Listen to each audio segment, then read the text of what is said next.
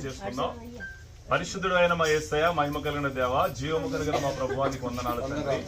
అత్యంత నీ కృపను బట్టి, నీ ప్రేమను బట్టి, నీ ప్రణాళికను బట్టి, జగత్తు పునాది వేయబడక మునిపే నీ సంకల్పంలో నీ కుమారుని ఎంతగానో ప్రేమించి నశించిపోతున్న నీ కుమారుని వెదికి రక్షించుకొని ప్రభువా, ఈ దినమందు నువ్వు తెలియపరచిన నీ యొక్క మాటకు లోబడి ఈ విధముగా ఈ బాప్తిజం పొందుకోవటానికి నువ్వు అనుగ్రహించిన నీ కృపను బట్టి, చూపిన నీ ప్రేమను బట్టి నీకు వందనాలు తండ్రి. ఒకరు కొత్తగా జన్మిస్తేనే కానీ పరలోక రాజ్యంలో చేరడు అన్న నీ యొక్క మాటను విశ్వసించి సర్వలోకమునకు వెళ్లి సర్వ సృష్టికి నీ సువార్తను ప్రకటించమన్నావు ప్రభువా.